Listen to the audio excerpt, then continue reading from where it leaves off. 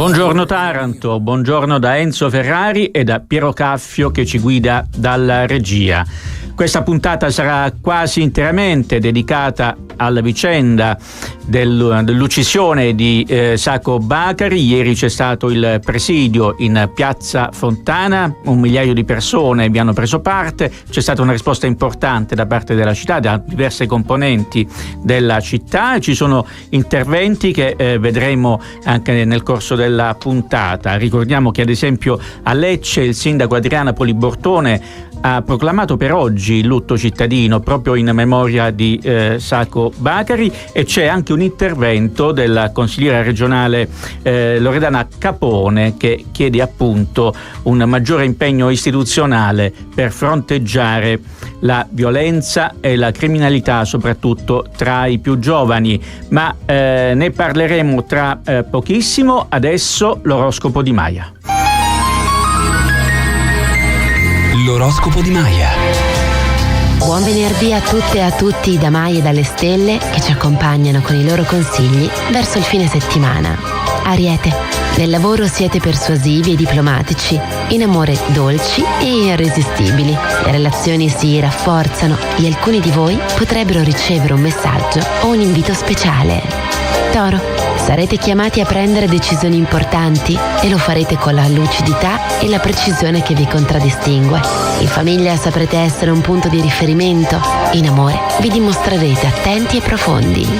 Gemelli, il lavoro vi premia e anche nei rapporti affettivi riuscite a mostrare un lato più tenero, senza perdere il vostro aplomb. Qualcuno vi osserva con stima, forse anche con ammirazione. Lasciate che la vostra luce risplenda. Cancro, sarete fondamentali oggi per aiutare qualcuno in difficoltà, oppure per guidare un confronto difficile verso un terreno più fertile. In amore siete romantici e magnetici, con una sensibilità che accarezza l'anima. Leone, le stelle vi aiutano a mettere ordine e a scegliere bene le priorità. In famiglia potreste ricevere una buona notizia, mentre in campo sentimentale qualcuno apprezzerà la vostra presenza rassicurante. Vergine, alcune tensioni potrebbero emergere in famiglia o in coppia, ma nulla che non possiate affrontare con il vostro proverbiale coraggio. Se vi sentite provocati, cercate di reagire con maturità. Nel lavoro, occhio ai dettagli. Bilancia, provate a dosare meglio l'energia. Non serve comandare, basta ispirare. In amore potreste sentirvi poco compresi, ma forse siete voi a non esprimere ciò che sentite con chiarezza. Attenti all'orgoglio. Scorpione, oggi vi sentite un po' divisi tra ciò che vorreste fare e ciò che dovete fare. Cercate il compromesso. In amore, chi vi sta accanto potrebbe non capire i vostri silenzi. Spiegatevi, condividete e apritevi. Sagittario, attenzione a non disperdere troppo le energie oggi. In ambito lavorativo meglio rimandare le decisioni importanti. In amore siete un po' distratti e questo potrebbe causare qualche incomprensione.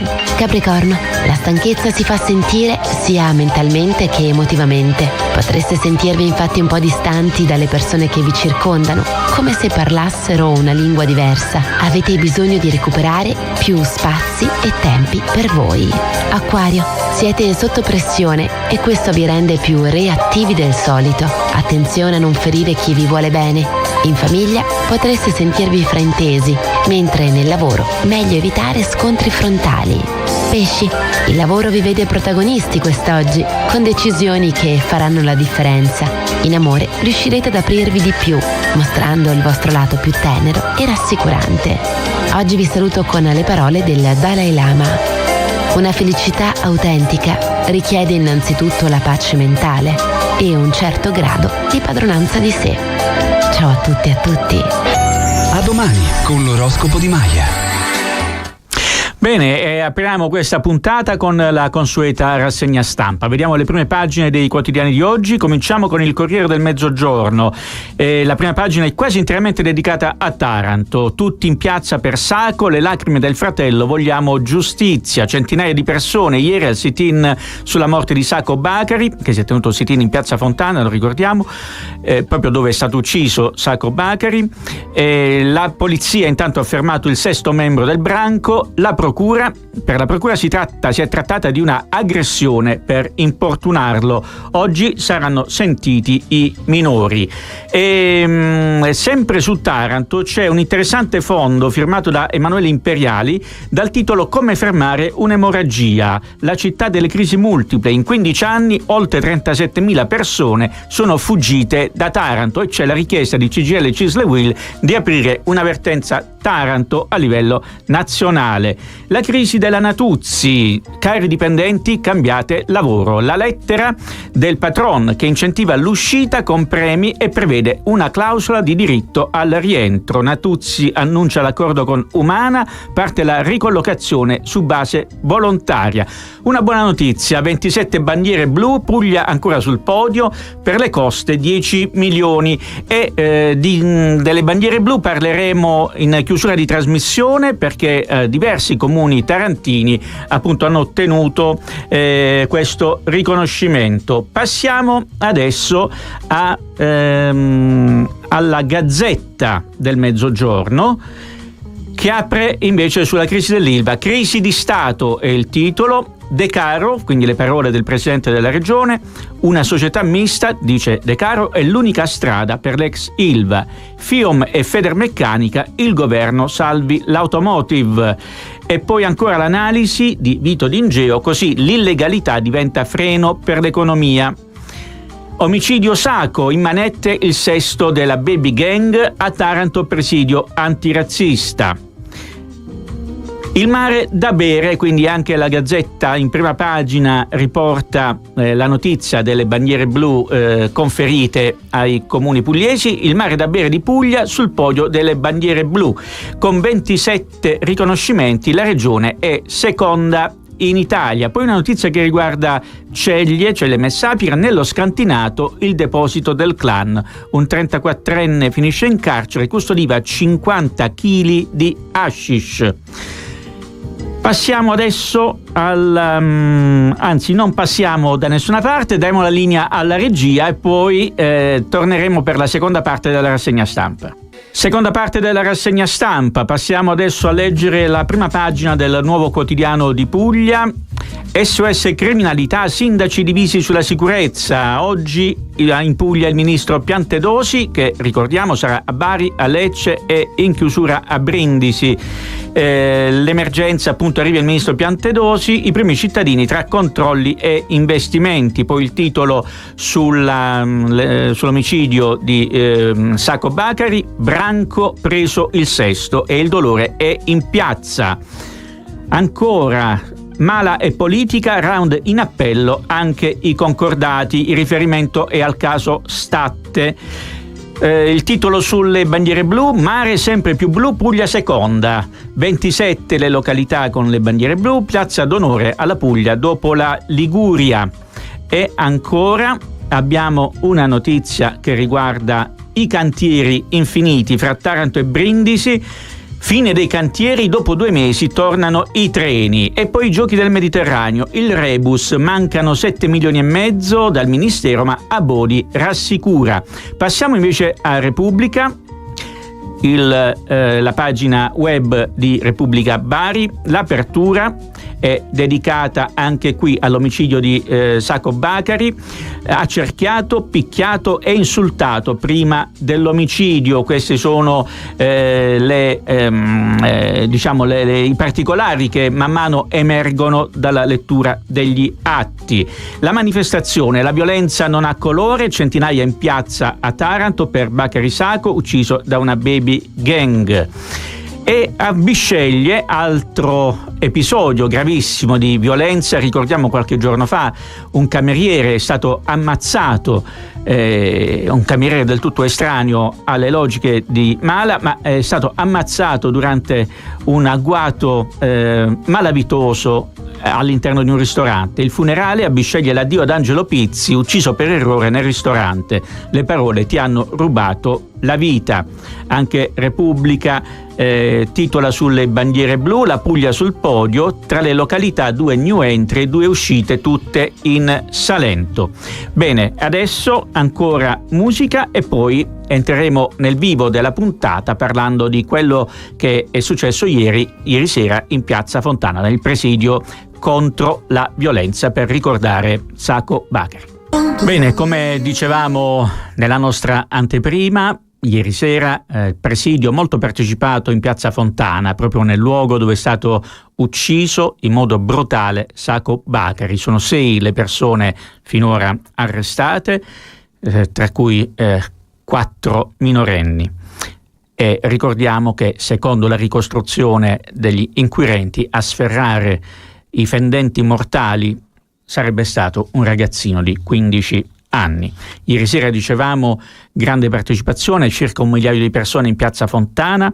Per noi c'era Valentina Castellaneta che ha raccolto una serie di testimonianze, innanzitutto quella del fratello di Sacco Bakary. Sentiamo. Buonasera a tutti, sto con mio zio e zio di Bakary Sacco. Io pure sono fratello di Bakary. Allora, sono zio di Bakary Sacco, mi chiamo Abdoulaye Sacco, da parte di tutte le famiglie di Sacco. Un saluto a tutte le persone che sono venuti qui per il ringrazio. Per me è molto difficile sabato mattina, quando ho avuto la notizia, non potevo crederci, che non potevo credere che Bakary non ci si fosse più.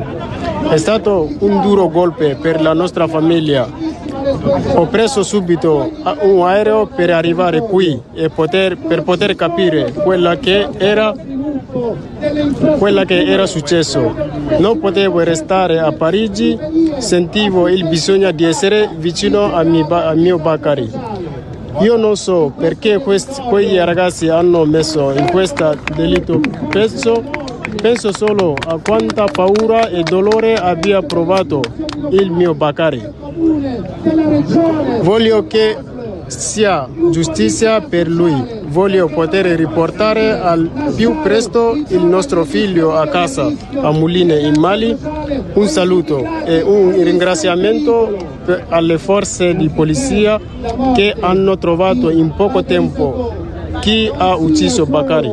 Ringrazio Alto Consiglio dei Maliani in Italia per il loro impegno per difendere i diritti dei condizionali. Vogliamo che ci sia giustizia, così come deve essere. Non vogliamo la vendita, noi siamo persone buone e rispettose, non odiamo a nessuno. Che Dio benedica a tutti. Noi si guida sulla strada giusta. Grazie. Non vogliamo vendetta ma giustizia, ha detto il fratello di Bakary, Sacco Bakary. E poi, che abbiamo ascoltato, appunto, ha espresso il suo ringraziamento per le forze dell'ordine che hanno assicurato alla giustizia i presunti responsabili.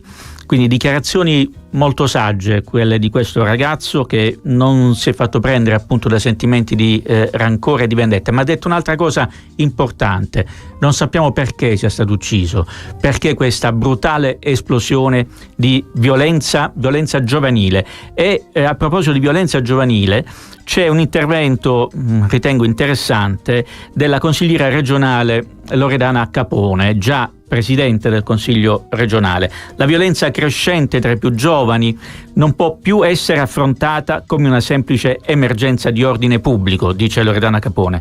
Questo è un disagio sociale, educativo e culturale che interpella tutti noi, istituzioni, famiglie, scuola e comunità. E Loredana Capone chiede la convocazione urgente di una audizione congiunta della terza e della sesta commissione proprio sul tema della sicurezza nelle città e degli atti di violenza compiuti da minori. Non possiamo limitarci a commentare i fatti più tragici quando accadono, dice ancora Loredana Capone.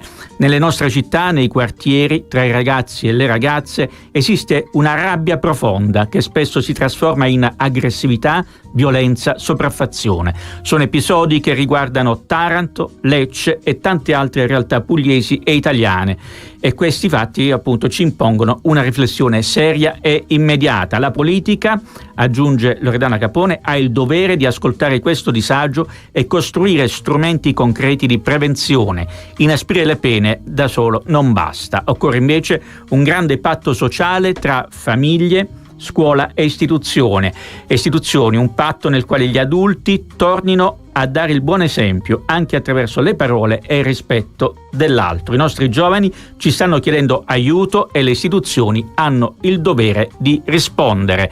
E l'accento sulla famiglia mi sembra importante, perché se dei ragazzini di 15 anni vanno in giro di notte armati, c'è un problema di contesto che è molto serio, e il primo contesto più vicino a questi ragazzi è proprio quello familiare, e qui bisogna intervenire con serietà e decisione. Adesso ancora qualche minuto di musica e pubblicità e poi di nuovo torneremo a parlare del presidio di Piazza Fontana.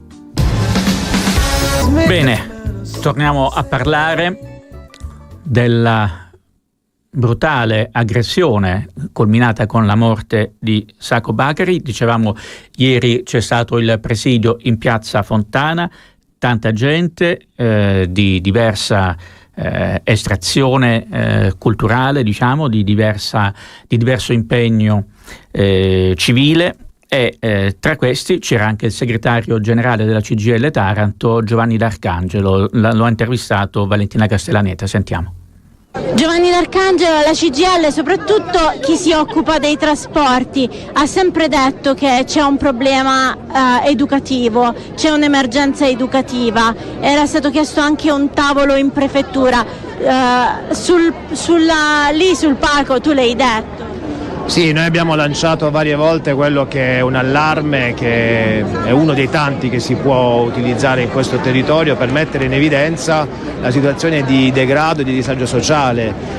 Fa orrore, colpisce il fatto che dei ragazzi che hanno l'età più o meno dei nostri figli coetanei, che sono adolescenti, abbiano fatto un gesto del genere. È inaccettabile, inammissibile. Per questa ragione c'è bisogno di una reazione che parte proprio da questa manifestazione, una reazione per compiere un'azione. Servono investimenti sulle politiche sociali, su quello che sono tutti i servizi sociali, che devono avere anche una mappatura di quelle attività, quando vengono iniziate, quando vengono finite, e in che modo i più giovani vengono recuperati. Serve questo, perché gli indicatori ce lo dicono, che questa città va incontro a un impoverimento non solo di natura economica, legato anche ai problemi che riguardano il lavoro e anche a quello sociale. Ecco perché ho detto che è una responsabilità collettiva, e lo ribadisco, perché Bakary Sacco è un morto sul lavoro, però questa volta non è morto per mano di un'organizzazione del lavoro, di una fabbrica, di un'azienda, è morto per responsabilità di un'intera collettività.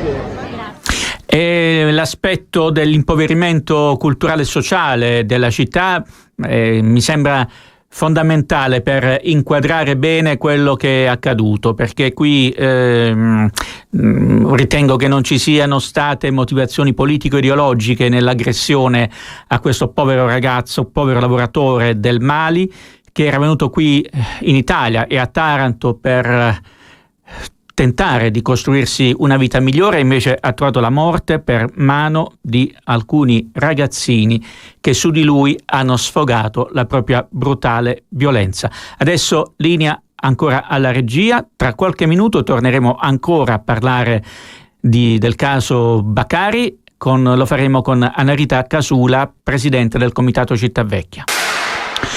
Bene, torniamo in studio e torniamo a parlare del presidio che c'è stato ieri sera in Piazza Fontana, e più in generale di quello che è accaduto, questo episodio che ha sconvolto la città. Ne parliamo con Annarita Casula Milfa, presidente del Comitato Città Vecchia. Buongiorno Annarita. Buongiorno Enzo e grazie per l'invito. Grazie a te per aver partecipato e aver accolto il nostro invito. Allora, mi sembra che ieri sera ci sia stata innanzitutto una risposta importante. Abbiamo visto in piazza circa 1 migliaio di persone, nonostante la pioggia, e componenti diverse della città, da mondi culturali diversi, associativi diversi. Sì, era la risposta che diciamo era giusto dare, perché credo che poi attraverso questi gesti si dimostri la vera identità di una comunità intera, fatta appunto di diversità, di disuguaglianze. C'era anche la città vecchia, ovviamente, che ha voluto e doveva dare il suo contributo, perché quello che è accaduto ha sconvolto tutti. È un fatto di una cattiveria unica e che non riusciamo, come comunità non riusciamo a spiegarci sinceramente, nel senso che io qui ci sono nata e cresciuta, e come me tante persone che fanno parte del comitato, e c'è sempre stato un senso di comunità, un senso di solidarietà, di appartenenza, che non me ne voglia nessuno, ma è difficile anche da spiegare. Nei momenti difficili però è sempre venuto fuori, ed ecco, ieri è venuto fuori ancora. Ecco, corriamo un rischio dopo questo episodio. Noi lo abbiamo commentato, questo aspetto. Il rischio è che la città vecchia torni ad essere ghettizzata come tanti anni fa, e invece la risposta che c'è stata ieri è incoraggiante e allontana, diciamo, questo rischio. Certo, c'è chi si impegna tutti i giorni, gli stessi residenti, per dare un volto diverso da quello che è sempre stato raccontato della città vecchia. Un luogo di provenienza non dovrebbe mai rappresentare né un merito né un demerito. Questo è un quartiere straordinario. Io quando devo fare dei collegamenti vengo giù in villetta come se fosse, diciamo, un'estensione di casa mia. Un luogo bellissimo, e sarebbe davvero un peccato tornare ecco, di tanti anni indietro, quando il pregiudizio per noi era pane quotidiano. Ora non voglio cadere in discorsi banali, ma è così. Per noi è preoccupante questo aspetto, sicuramente, perché ci impegniamo tanto sotto ogni aspetto e con tanti operatori. Penso per esempio a Don Emanuele, che con tutti i suoi collaboratori fa quotidianamente un lavoro straordinario qui. E poi ecco, se dovessimo tornare a quel pregiudizio, a quello stereotipo, sarebbe davvero una sconfitta per tutti. Ecco, molti anni fa, ne facevamo riferimento nei giorni scorsi, appunto, pensiamo alla fine degli anni 80, inizio anni 90, la città vecchia era considerata infrequentabile per una serie di episodi legati anche alla guerra tra clan di quegli anni, guerra che sconvolse poi tutta Taranto, quindi non solo la città vecchia. Però da allora sì, di passi avanti ne sono stati compiuti tantissimi, sono nate nuove attività commerciali, si è insediata l'università, ci sono presidi importanti come la caserma dei carabinieri, il tribunale per i minori, è visitata dai turisti. Insomma, non commettiamo l'errore di tornare indietro, perché sebbene lo sviluppo, o comunque diciamo l'evoluzione che ha subito la città vecchia presenta anche delle distorsioni, però attenzione a non tornare a quegli anni bui in cui davvero la città vecchia era etichettata in malo modo. Certo, questo lo chiediamo come residenti, soprattutto alla comunità intera. Non commettete di nuovo questo errore, perché come hai detto tu, fino diciamo ai primi anni 90 un po' tutta la città era impraticabile. Tu hai citato, diciamo, degli avvenimenti che sicuramente hanno cambiato ecco, la faccia di questo quartiere, ma non è solo quello, perché io posso garantirti che io ho 36 anni e sono cresciuta qua praticamente tra cortili diciamo, io vivo nella parte cosiddetta bassa della città vecchia, però quando da piccoli dovevamo andare al catechismo a San Cataldo, noi ci andavamo tranquillamente, eravamo un gruppo di ragazzini e camminavamo tranquillamente. Quindi non è solo, diciamo, l'avvento di questi insediamenti che ha fatto sì che oggi si possa camminare tranquillamente. Anche prima si poteva camminare tranquillamente. Io questo ci tengo a dirlo, perché ripeto, lo stereotipo per tanti anni è stato davvero inopportuno, cioè non era reale. Poi sicuramente fino agli anni, diciamo, in cui c'erano le guerre di Mala, assolutamente sì, ma un po' in tutta Taranto. Anna Rita, dobbiamo dare la linea alla regia per qualche minuto, poi torneremo a collegarci con te. Va bene, grazie. E torniamo a collegarci con Anna Rita Casula Milfa, presidente del Comitato Città Vecchia. Torniamo quindi a parlare di Piazza Fontana. Anna Rita, ci sei? Sì. Sì, eccomi. Ti sei chiesta perché questa brutale esplosione di violenza? Da parte di ragazzini, peraltro. Sì, certo, però credo che ecco, la risposta non stia in una questione geografica, piuttosto in un problema sociale di una generazione che evidentemente presenta dei disagi. Ora, io ci tengo a precisarlo, non ho nessuna competenza, diciamo, per fare un trattato di pedagogia o psicologia, però credo, ecco, che all'interno di contesti che comunque sicuramente rappresentano dei disagi, ci siano stati nel tempo dei vuoti che poi nessuno è riuscito in qualche modo a colmare.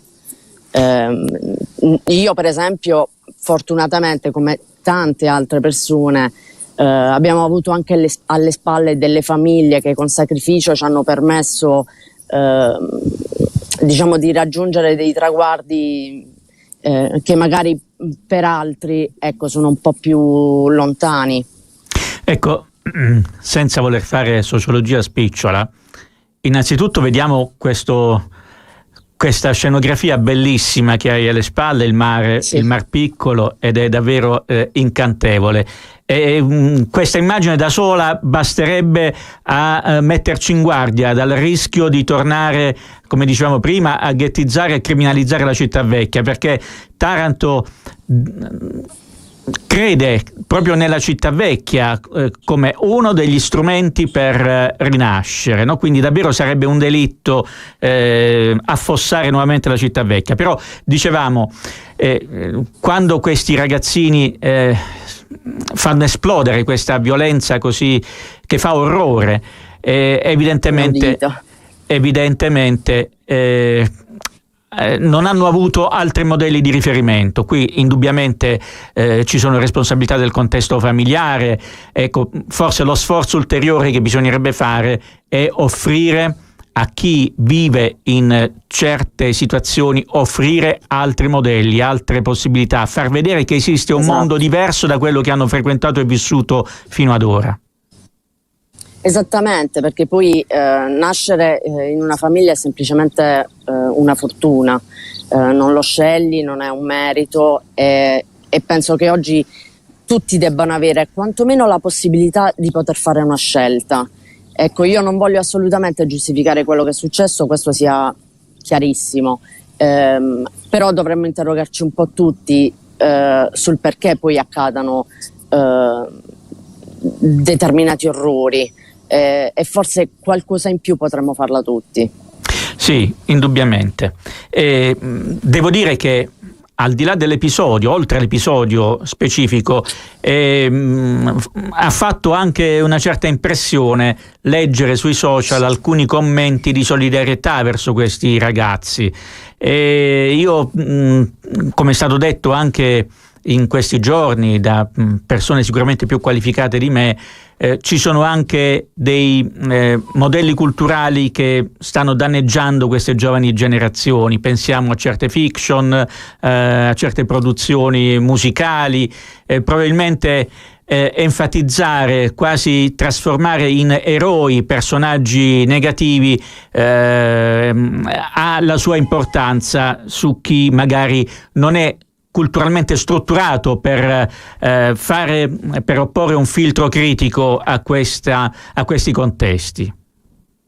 Che ne pensi? Sì, sicuramente, assolutamente sì.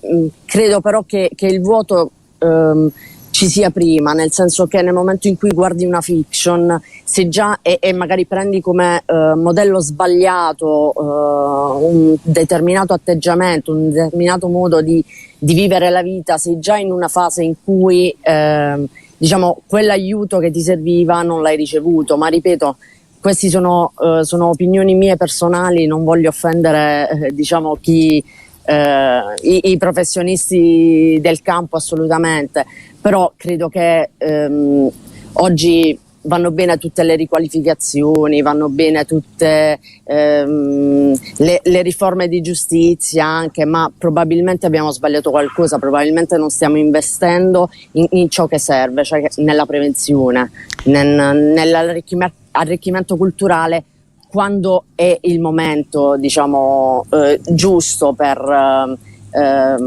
indirizzare un bambino, una bambina in un determinato percorso. Grazie Anna Rita Casula Milfa. E adesso ancora, grazie a voi. Grazie, e adesso di nuovo linea alla regia, poi torneremo ancora in studio. Di nuovo in studio, questo è sempre Buongiorno Taranto. Stiamo parlando dall'inizio della nostra trasmissione del presidio che si è tenuto ieri sera in piazza Fontana per ricordare Sacco Bakari. C'è stata una buona partecipazione, circa 1 migliaio di persone presenti, e ci piace concludere questa parte dedicata a questo evento tragico, ma che ha determinato anche una risposta importante da parte della città. Dicevamo, ci piace chiudere questa parte della nostra trasmissione con l'intervista che Valentina Castellaneta ha raccolto da 2 genitori che hanno portato in piazza anche i loro figlioletti, e ci è sembrato un gesto molto educativo. Valeria e Vito, avete portato i vostri bimbi oggi alla manifestazione. Qual è il senso di questa vostra presenza qui? Diciamo che era da parte nostra doveroso, prima come commemorazione nei confronti di un ragazzo che ha perso la vita così, una vita persa senza senso, e poi anche per dare un segnale che questa città può essere diversa. Non possiamo dire che è diversa, no, noi vogliamo che possa essere diversa, e quindi noi vogliamo far sentire, vedere la nostra presenza e quella dei nostri figli, che speriamo siano il cambiamento di questa città. La prospettiva è che i vostri figli capiscano quello che sta succedendo. Sì, Giuseppe mi ha chiesto perché siamo qui, e io gli ho detto perché delle persone cattive hanno ucciso una persona buona che aveva una famiglia, e quindi di fargli capire che la violenza, e quindi anche un singolo schiaffo, un singolo pugno dato per gioco comunque è violenza, e se non glielo facciamo capire già da adesso poi è sempre più complicato, e che comunque con l'esempio di essere delle persone buone, le persone buone faranno diventare buone anche le persone cattive. E lui mi ha detto come il Grinch. Sì, bravo, come il Grinch, che il Grinch era monello e poi è diventato buono. Grazie. Volete salutare Marta e Giuseppe? Saluta. Come saluta Marta? Ciao. Bene, chiudiamo qui la parte riguardante Piazza Fontana. Adesso linea alla regia, poi torneremo di nuovo in studio e parleremo di cambiamento climatico, perché nel pomeriggio c'è un importante convegno al padiglione Vinci del Santissima Annunziata. A tra poco. Bene, adesso parliamo di cambiamento climatico, degli effetti di quello che sta accadendo al nostro pianeta. Oggi pomeriggio, a partire dalle 17, c'è un importante convegno sul tema con l'intervento di docenti universitari. Il convegno è al padiglione Vinci del Santissima Annunziata ed è stato organizzato dall'associazione L'Obiettivo, ed è collegato con noi Paride Simon, che è il responsabile eventi dell'associazione. Buongiorno Paride. Buongiorno a voi tutti. E allora, innanzitutto, perché questo convegno sul cambiamento climatico? Noi già nel 2023 abbiamo proposto alla cittadinanza un convegno con, addirittura invitammo il dottor Luca Mercalli, il famoso climatologo. A quell'epoca ci siamo rivolti agli studenti degli istituti superiori e abbiamo affrontato in toto la crisi climatica, e quindi fu scusatemi, fu un convegno soprattutto per illustrare alla gente, alla cittadinanza e soprattutto agli studenti a che punto fosse il cambiamento climatico mondiale e anche sul territorio. All'epoca invitammo anche l'assessora all'ambiente del comune di Taranto e anche l'assessora alla pubblica istruzione. E oggi chi c'è invece? Oggi chi c'è invece? Ricordiamo. Allora, oggi abbiamo affrontato un discorso diverso, e cioè quali sono gli effetti sull'uomo, sull'animale, sulle piante e sui mari del cambiamento climatico. Perché noi ci siamo posti il problema proprio di questo. A fronte di 3 anni che sono passati, abbiamo visto sia sull'uomo che sugli animali dei cambiamenti veramente evidenti, e volevamo sapere esattamente, far conoscere alla gente perché e come affrontare questi cambiamenti. E abbiamo così chiamato degli esponenti di spicco dell'Università di Bari, che sono il professor Massimo Moretti, che fa parte del Dipartimento di Scienza della Terra e Geoambientali, il professor Bruno Fasano, che è un formatore scientifico che si occupa di ricerca sul clima e l'ambiente, la professoressa Trani del Dipartimento di Bioscienze, Biotecnologie e Ambiente e Zoologia Marina dell'Università di Bari, nonché della professoressa Tamara Lazic, sempre del Dipartimento di Bioscienze, Biotecnologie e Ambiente dell'Università di Bari, ma è anche una ricercatrice famosa. Allora, ricordiamo questo appuntamento. L'appuntamento è oggi alle ore 17 presso l'auditorium del Padiglione Vinci dell'ospedale Santissima Annunziata. E ci sarà anche la presenza della ASL, ovviamente. Allora, questo esattamente nello specifico, quest'anno abbiamo invitato l'ASL a collaborare con noi, anche perché all'interno dell'ospedale Santissima Annunziata e precisamente nel Padiglione Vinci noi abbiamo aperto una biblioteca sia per gli operatori ospedalieri ma anche per tutta la cittadinanza. Quindi è una biblioteca che ha oltre 10.500 libri e sempre in quell'ambito svolgiamo anche eventi di carattere culturale. Come quello di oggi.